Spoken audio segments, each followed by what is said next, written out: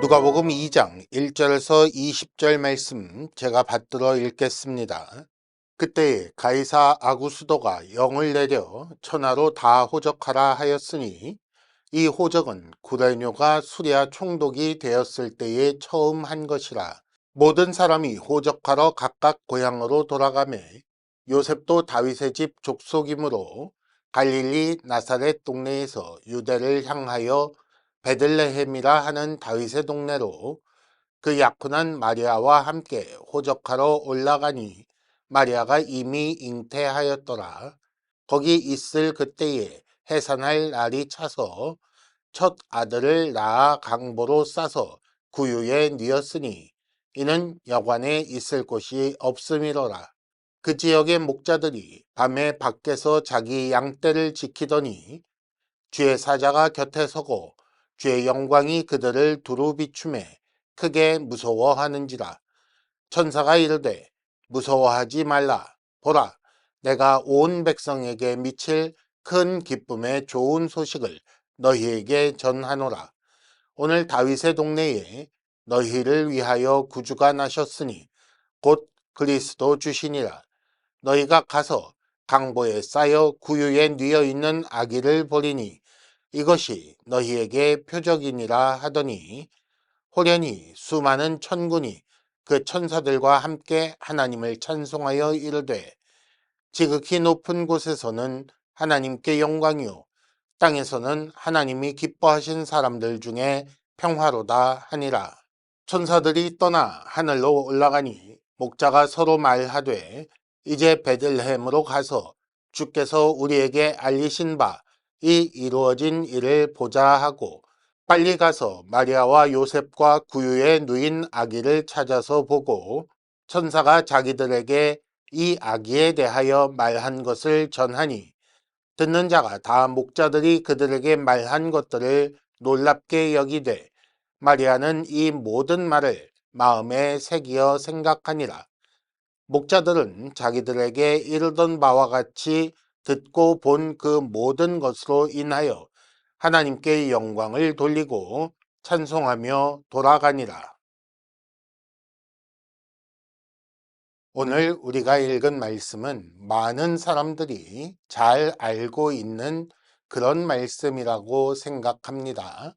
심지어 기독교 방송이 아닌 일반 방송에서도 TV 뉴스 시간에도 하늘에는 영광, 땅에는 평화 이런 문구들을 띄워놓고 크리스마스에 대해 말하는 것을 우리는 자주 보아왔어요.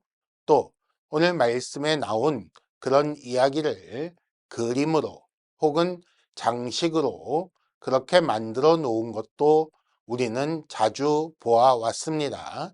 예를 들어서 눈 덮인 겨울에 어느 축사에 짐승들이 있는 마구간 같은 곳에 또 거기에 구유가 있고 그 구유 속에 아기가 누워져 있고 그 옆으로 엄마와 아빠처럼 보이는 남자와 여자가 그렇게 있고 또 주변에 목자로 보이는 사람들이나 동방박사라고 여겨지는 사람들이 함께 있는 그런 그림, 그런 장식들을 우리는 자주 보아왔기 때문에 오늘 말씀이 그렇게 낯선 말씀은 아니라고 그렇게 생각할 수 있습니다.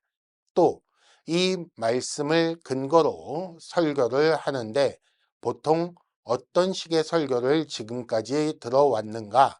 낮은 자리에 오신 예수님이라는 부분에 집중하는 설교를 보통 들어왔습니다. 여관에 자리가 없었다. 예수님 오실 적에 그 한 몸 누일 자리가 없어서 강보에 싸서 구유에 누였다. 아, 그 위대하신 분께서 메시아께서 어떻게 밤 놓는 그런 통에 그렇게 누여 있을 수가 있는가? 라는 식의 감성을 자극하는 그런 말씀도 혹 들어보셨을 것 같습니다. 혹은 오늘 말씀에 나오는 목자 그 사람들을 주인공으로 삼아 그들이 왜 주인공이 되었는지, 왜 목자에게 천사들이 나타났고, 목자는 어떤 사람이고, 그들이 기르던 양은 어떤 종류인지, 뭐 이런 얘기들을 하며 그들이 천사의 말을 듣고 빨리 갔다는 것에 주목하여 결론을 목자처럼 우리도 예수 앞에 빨리 가서 절합시다. 이런 식의 결론을 내는 그런 설교도 혹 들어보셨을 것 같습니다. 하지만 잘 다루지 않던 말씀, 우리의 관심 밖에 있는 그런 말씀에 특별한 의미가 있을 수 있다는 것도 한 번쯤 생각해 보기를 바랍니다. 예를 들면 그 중에 하나가 오늘 본문 19절 말씀입니다. 19절에 보면 마리아는 이 모든 말을 마음에 새기어 생각하니라 라고 했습니다. 이게 왜 특별할까요? 오늘 읽은 말씀이 포함된 누가복음 2장에는 세 가지 사건이 나옵니다. 그런데 이 세 가지 사건이 사실은 같은 구조를 가지고 있어요.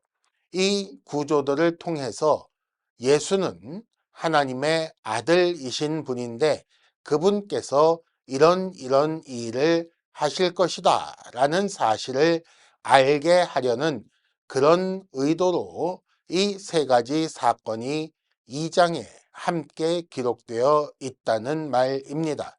마치 앞서 읽은 1장 마지막 사건에서 요한이 어떤 일을 하게 될 사람인지 알려주고 있었던 것처럼 2장에서는 예수의 탄생 사건을 기초로 예수가 어떤 일을 하시는 어떤 분이신지 그걸 알게 하고 있다라는 그런 말씀입니다.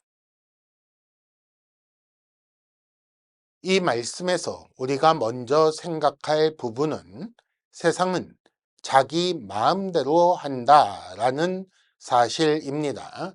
우리는 보통 말하기를 하나님께서 세상을 통치하신다. 이 세상 모든 것은 하나님의 뜻대로 이루어진다라고 말하고 있지만은 그러나 잠깐만 생각해 봐도 세상 많은 사람들이 아니 세상 모든 사람들이 모두 자기 마음대로 움직이고 있다는 것은 쉽게 알 수가 있습니다. 예를 들어 볼까요? 우리가 점심에 무엇을 먹을까 고민할 때에 기도해 보고 하나님의 음성을 듣고 그렇게 결정하겠다라고 하지 않는단 말이죠. 주께서 오늘 점심은 짜장을 먹으라고 명령하셨어 라고 하지 않습니다. 하물며 하나님을 모르는 혹은 하나님을 믿지 않는 세상 사람들은 자기 마음대로 하는 것 외에 다른 경우가 없다는 것을 우리는 쉽게 생각할 수가 있습니다. 오늘 말씀 1절에 나오는 가이사 아구스도가 영을 내려 천하로 다 호적하라고 한 것, 이것은 가이사 아구스도가 왜 그렇게 했겠습니까? 하나님의 명령을 듣고 하나님께서 명하시니 내가 호적을 하라고 인구조사를 하라고 그렇게 명령해야겠구나 라고 한 적이 없는 거지요. 자기 마음대로 그렇게 결정한 것입니다. 조금 더 구체적으로 표현한다면 세금을 거두기 위해서 그렇게 해서 자기가 더 큰 부를 누리기 위해서 이런 명령을 했다라고 우리는 생각할 수가 있는 것입니다. 어쩌면 지극히 개인적이고 어쩌면 지극히 정치적인 명령인 거지요. 하나님과 상관없는 명령으로 그렇게 보이는 것입니다. 그런데 이 명령으로 인해서 그의 지배 아래 있었던 로마의 많은 사람들이 고통을 겪게 됩니다. 호적을 하라고 했잖아요. 그러니까 자기 고향으로 가기 위해서 자기가 생업으로 삼아 일하던 것들을 모두 미루어 놓았을 것이고 먼 길을 여행할 수밖에 없었을 것입니다. 그 여행이 지금처럼 쉽거나 혹은 재미있는 것이 아니고 여행으로 인해 많은 위험을 감수해야 하고 아주 긴 시간을 들여야 하기 때문에 이것이 더 큰 부담이 되었을 수 있어요. 뿐만 아니라 이렇게 호적을 하면 그에 맞춰서 세금을 또 내야 하니 이들에게 이 로마 시대의 많은 사람들에게 이것이 고통이 될 수밖에 없다는 말입니다. 그러면 그 고통을 누구도 겪었는가? 오늘 본문에 나오는 요셉과 마리아도 겪은 거지요. 이스라엘의 북쪽 지방에 있는 갈릴리 나사렛이라는 동네에서 남쪽에 있는 유다 베들레헴까지 그렇게 움직여 가야 했던 것입니다. 그 길 가운데에 마리아는 이미 잉태하였다고 그렇게 나오고 있습니다. 물론 어떤 사람들이 말하는 것처럼 만삭인 상태에서 아주 어렵게 간 것은 아닌 것으로 보입니다마는 하지만 임신 중에 먼 길을 여행했고 그리고 안 해도 될 고생을 했으며 결국 자기 집이 아닌 남의 집에서 아이를 출산하게 되었다는 것은 우리가 분명히 알 수가 있습니다. 이런 고통을 주는 세상 가운데서 그럼에도 하나님은 자기의 일을 실현하시는 그런 분이십니다. 좀 더 분명하게 말씀드리자면 세상이 자기 마음대로 행하고 세상 모든 사람들이 자기 마음대로 이것저것 결정하지만 그러나 그런 세상 가운데 일어나는 모든 일들을 사용하여 하나님은 섭리하시고 그 섭리하심을 통해 하나님께서 뜻하신 모든 일을 그 계획대로 행하시는 그런 분이라는 말씀입니다. 하나님은 이미 예수께서 베들레헴에서 출생하실 것을 예언하게 하셨습니다. 미가 5장 2절 말씀에 보면 그 메시아가 베들레헴에서 출생할 것이 구약시대에 이미 알려졌고 이것을 하나님께서 선지자를 통해 세상에 알려주신 것입니다. 그래서 마태복음 2장 4절에 헤롯이 메시아가 어디에서 나겠는가 라고 질문했을 때에 그 궁정에 있는 사람들이 5절 말씀에 보면 베들레헴에서 태어난다고 했습니다 라고 답할 수 있었던 것입니다. 그러면 하나님은 어떻게 이런 일을 가능하게 하실까요? 전능하신 하나님이시기 때문에 그 모든 일들을 다 사용하셔서 하나님의 뜻대로 이 세상을 경영하시는 것입니다.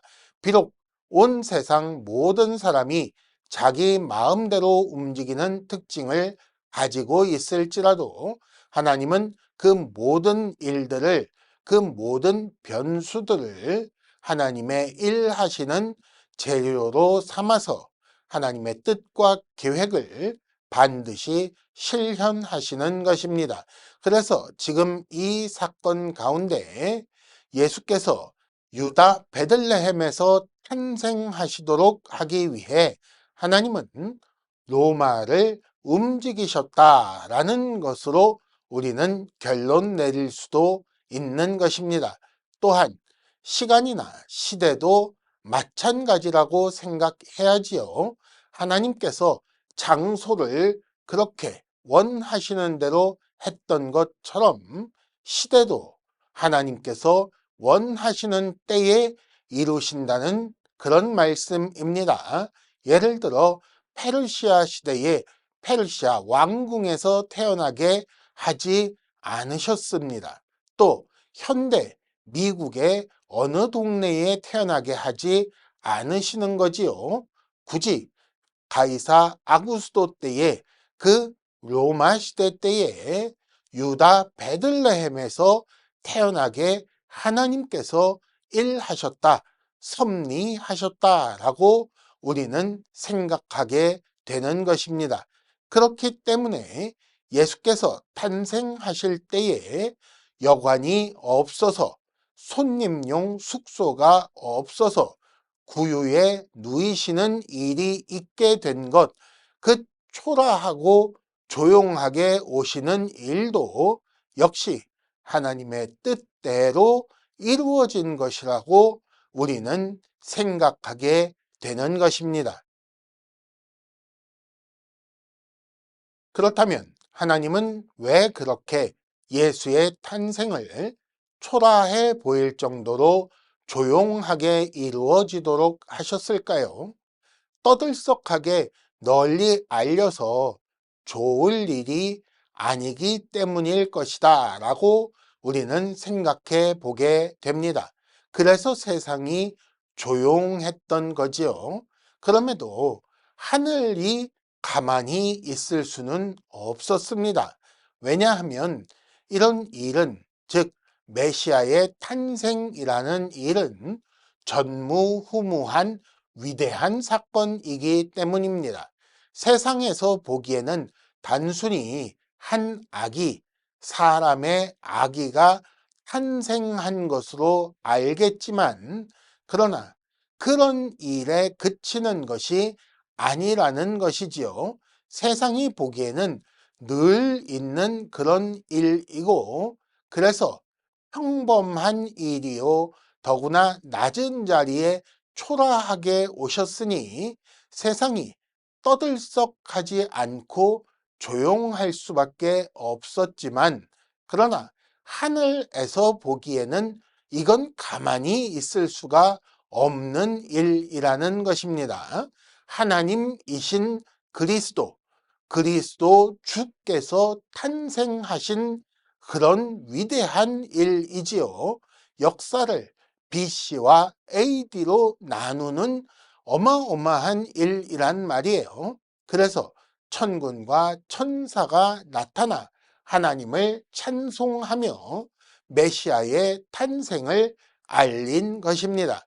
그럼에도 불구하고 하나님의 뜻에 따라 떠들썩하지 않게 극히 일부의 사람에게만 알렸다라는 것을 우리는 생각해야 합니다. 온 세상 다 알게 알린 것도 아니고 그 유다 나라의 궁정의 왕에게 알려서 온 나라가 떠들썩하게 만든 것도 아니고 목자에게 밤에 밖에서 양을 지키던 그 수혜받고 멸시당하고 천대받는 그런 사람들에게 알리셨던 것입니다. 그래서 소문이 나지 않았던 거겠지요. 그러면 하나님께서 이것을 아무도 모르게 하시려고 했던 것인가? 그럴 거면 아예 천군천사가 목자에게도 나타나지 않게 하셨겠지요. 하나님은 천사를 통해 목자에게 계시를 주신 것이고, 천사들은 하나님의 계획에 따라 움직인 것입니다. 여기서 우리가 생각해 볼 것이 있습니다. 만일 예수의 탄생이 왕이 살던 왕궁에서 혹은 고관 대작의 집에서 이루어졌다면, 돈 많은 사람 혹은 권력이 있는 사람의 집에서 이루어졌다면 목자들이 들었더라도 갈 수가 없었을 것입니다. 간다고 해도 문전박대 당할 것이니 확인은 엄두도 낼 수 없었을 것이고, 그러므로 우리에게 이걸 뭐하러 알려주셨을까 하고 미리 포기했을 수도 있는 거예요. 하지만 예수께서는 그 목자들조차도 확인할 수 있는 아주 낮은 자리에 오신 것입니다. 그렇게 이 세상 모든 사람이 그의 탄생을 직접 확인할 수 있을 만한 그런 자리에 평범한 집에 오셔서 강보에 쌓여 구유에 누여 있었던 것입니다. 어쩌면 목자들이 살던 집도 그런 집 아니었을까요? 그래서 목자들은 천사들이 하늘로 돌아간 후에 즉시로 가서 보자라고 하고 빨리 가서 보고 거기 있는 사람들에게 천사로부터 전해 들은 말을, 그 계시를 전할 수 있었던 것입니다. 여기서 우리가 한 가지 더 생각해 볼 것은 전하고 들었다라는 이 부분입니다. 목자는 여기서 계시의 종착지가 아니라 계시의 통로였습니다. 하나님은 계시를 주실 적에 언제나 모든 사람에게 천사를 보내시는 것은 아니라는 것이지요. 하나님께서 때로는 목자 같은 그런 계층의 사람들을 통해서도 계시를 주신다는 것을 생각해 볼 수가 있는 것입니다. 즉, 하나님은 목자를 통해 계시를 주시려고 일부러 예수께서 강보에 쌓여 구유에 누여 있게끔 하셨다라고 생각할 수 있게 되는 것이지요. 그러므로 우리는 초라하고 조용한 탄생과 목자를 위한 계시가 결국 누구를 위한 것인가를 생각해 보아야 하는 것입니다. 물론 계시의 통로 역할을 한 목자들도 큰 은혜를 받았을 것입니다. 그래서 하나님을 찬송하며 돌아갔다고 했지요. 그러나 그럼에도 불구하고 이 계시가 어디까지 전달되었는지 계시의 종착점을 우리는 보아야 할 것입니다. 바로 그 계시의 종착점이 하나님께서 의도하신 마지막 계시 수납자, 계시를 들어야 할 사람이기 때문입니다. 18절에 보면 듣는 자가 다라고 했습니다. 한 사람이 듣거나 요셉과 마리아 둘이 들은 게 아니라 그 자리에 여러 사람이 있었고 그들이 모두 함께 들은 거지요. 그리고 그들이 놀랍게 여겼다라고 했습니다. 왜 그럴까요? 목자가 전한 말이 쉽게 믿을 수 있는 말이 아니기 때문이지요. 그만큼 놀라운 말이었던 것입니다.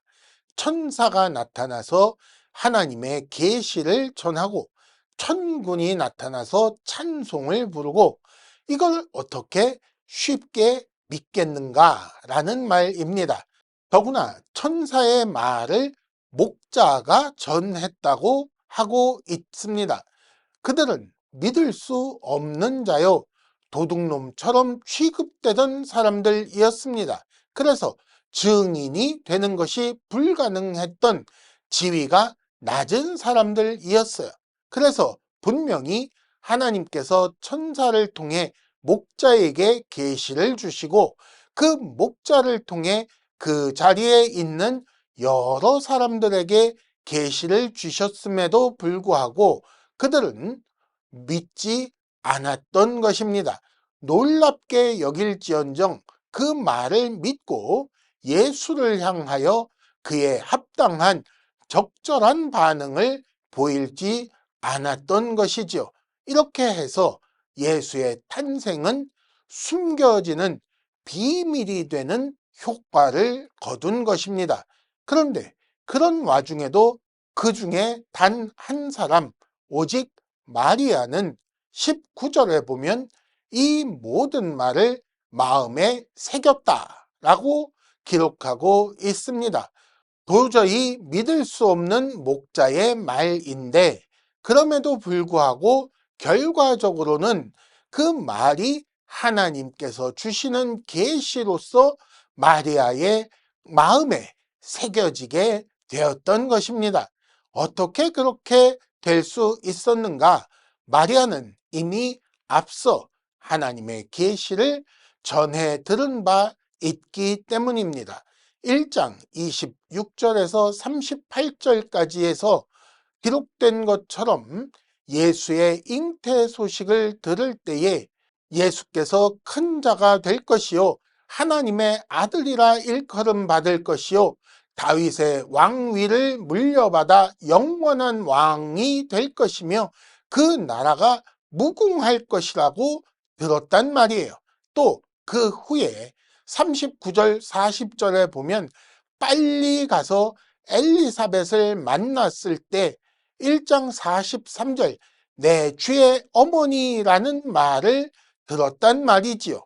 또 그 후에 1장 56절을 보면 그 집에서 석 달쯤 함께 있었다라고 기록하고 있습니다. 그동안 마리아는 엘리사벳과 무엇을 했을까요? 아마도 천사를 통해 주신 하나님의 계시를 서로 말하고 듣고 하는 일을 했을 것입니다. 하나님께서 하신 일, 하나님께서 하실 일을 생각하고 공부하는 그런 시간을 가질 수 있었을 것이라는 말입니다. 이런 시간들을 통해 마리아는 이해할 수 없으나 하나님의 말씀이니 순종하는 그런 사람에서 점점 더 하나님의 뜻과 계획을 알고 기쁜 마음으로 순종하는 그런 사람으로 자라나게 되었을 것입니다. 오늘 말씀에 나온 이 사건에서도 목자를 통해 주신 계시, 그 계시를 통해 하나님은 그 믿음으로 순종한 마리아를 향해 어떤 답을 주신 것이고 마리아는 목자들이 전한 말을 통해 하나님의 계시를 받게 됨으로써 자기가 당한 일에 답을 얻게 된 것입니다. 분명히 자기 몸에서 나온 자기가 낳은 아들이지만 그러나 그리스도이신 주, 즉 하나님이시며 그런 분이 오신 큰 기쁨의 좋은 소식을 지금 마리아는 알게 되었고 믿게 되는 것입니다. 믿을 수 없겠지만 하나님은 하나님의 신자들을 위해 백성들을 위해 세상을 움직여 가십니다. 마리아에게 답을 주시기 위해 목자를 보내시고 그 목자들을 보내시기 위해 예수님을 구유에 누이시고 그렇게 예수님을 구유에 누이시기 위해 로마를 움직여 호적하게 하신 것처럼 지금도 세상은 자기 마음대로 움직이고 있지만 그러나 하나님은 그런 세상의 모든 일들을 다 합하여 하나님의 백성들을 위해 일하고 계시는 것입니다. 아닌 것 같아도 하나님은 하나님의 백성들을 위해 많은 사람들을 좌우하십니다. 믿지 못할 사람, 목자들을 통해서도 계시를 주시는 것처럼 그들이 가서 전달할 수 있게끔 하셨던 것처럼 지금도 하나님은 많은 사람을 자기 마음대로 움직이게 하시고 그 사람들이 자발적으로 움직이게 하셔서 신자를 위한 일들을 이루어 내고 계시는 것입니다. 이런 일들을 통해 하나님은 신자를 위한 무슨 일을 하시는가? 하나님의 백성이 말씀을 듣게 하십니다. 하나님의 계시를 받게 하시지요. 그 인생에 대한 답을 주십니다. 특별히 예수 그리스도를 알게 하시는 거예요. 예수께서 어떤 분이시며 무슨 일을 하시는지 그분이 왜 이 땅에 오셨는지 알게끔 하시는 것입니다. 그리고 그걸 알게 하심으로써 그 예수 그리스도를 통해 이루실 하나님의 역사에 우리가 동참하게 순종하게 하시는 것입니다. 하나님은 지금도 오늘도 증인들의 증언을 듣게 하십니다. 큰 기쁨의 좋은 소식을 세상 사람들을 통해 그 아무것도 모르는 사람들의 입을 통해 반드시 들어야 할 사람, 하나님이 듣게 하고 싶어 하신 바로 그 사람이 듣게끔 하시는 것입니다. 그러므로 이 복음을 들은 우리는 마음에 새길 뿐 아니라 우리 모두가 또한 다시 증인이 되어 세상을 향해 구주에 오신 큰 기쁨의 좋은 소식을 알려야 할 것입니다.